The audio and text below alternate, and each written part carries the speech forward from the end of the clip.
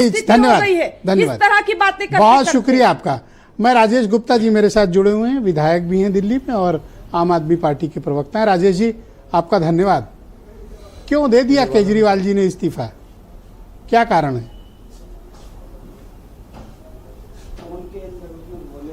राजेश जी आप मुझे सुन पा रहे हो? राजेश गुप्ता जी, हेलो राजेश जी मेरी आवाज पहुंच रही है आप तक? आ रही है, थोड़ी कम आ रही है लेकिन आ रही है। मैं आपसे जानना चाहता हूं कि केजरीवाल ने इस्तीफा क्यों दिया? दे दिया अरविंद जी ने कुछ।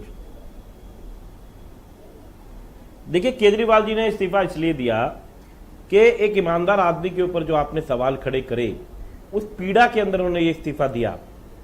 जो आदमी 2000 के अंदर कमिश्नर था, करोड़ों करोड़ रुपए कमा सकता था, उसने वीआरएस लेके 10 साल दिल्ली की झुग्गियों में काम किया, ये समझने की कोशिश करी कि एक गरीब आदमी, एक आम आदमी की क्या क्या परेशानियां हैं। उस वक्त तो ऐसा नहीं था कि उनको लगता था कि वो कोई आंदोलन करेंगे और उसके बाद मुख्यमंत्री बन जाएंगे, ऐसा तो नहीं था जी। लेकिन उनकी भावनाएं थी कि वो जनता के लिए काम करें। उन्होंने करा, उसके बाद में वो मुख्यमंत्री बने। मुख्यमंत्री बनने के लिए फिर 28 दिन की सरकार में भी जनता के लिए काम करके दिखाया, जिसकी वजह से उनको 67 सीटें आम आदमी पार्टी को दी दिल्ली की जनता ने। 2020 का जब चुनाव हुआ तो पूरी दुनिया में शायद ही कोई ऐसा व्यक्ति हो जो ये खड़ा होकर कह दे कि अगर मैंने काम किया है तो आप मुझे वोट करो। नहीं तो ज्यादातर नेता तो मांस पे, मच्छी पे, मंगलसूत्र के ऊपर वोट मांगते हैं। भाई किसकी हिम्मत है जो बोल दे पूरी मीडिया के सामने कि काम किया है तो वोट देना?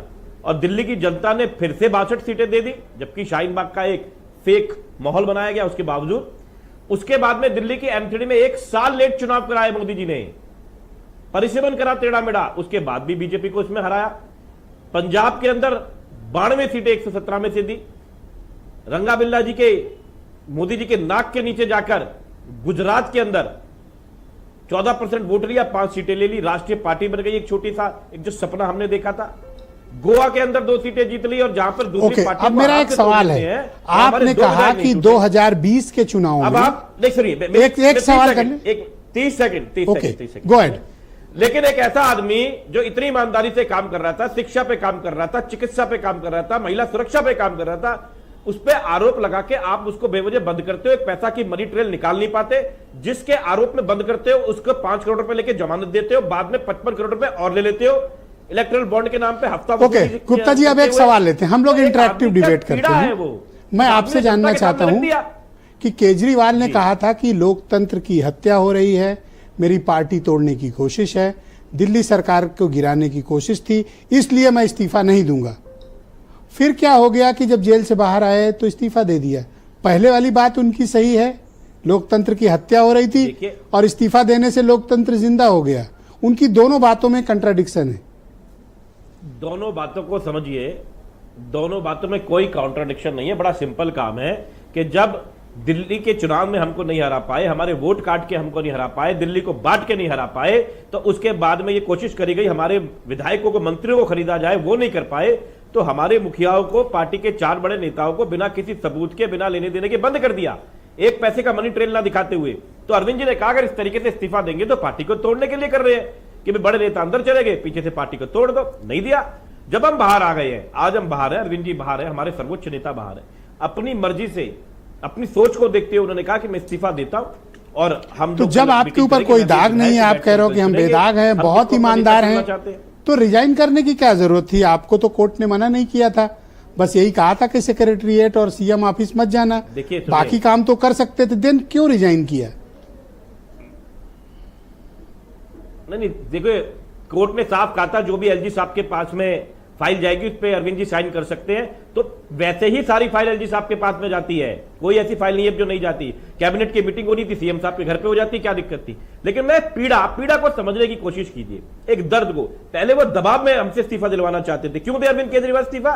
लेकिन आज जो तकलीफ है उसमें दिया है कि बाहर तो आ गए। तकलीफ में आप एक चुना हुआ मुख्यमंत्री क्यों इस्तीफा देगा? उनको तो विधायक दल ने चुना था। अरविंद केजरीवाल, विधायक दल हटाता तो समझ में आता, ऐसा क्या हो गया जेल से निकलने के बाद कि उन्हें इस्तीफा देना पड़ा?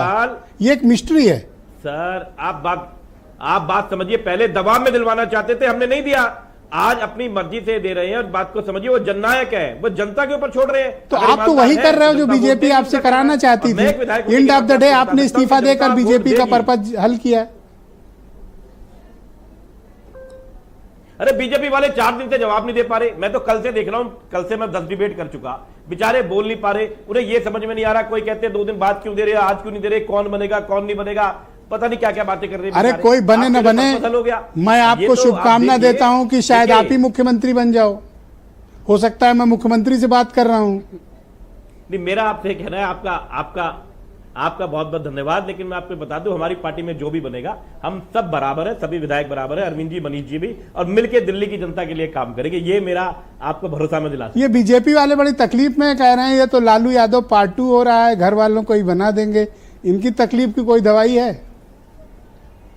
अरे ये बेचारे बड़े परेशान हैं। ये कोई ना कोई बात ऐसी कहते रहेंगे क्योंकि इनको कुछ समझ में नहीं आ रहा।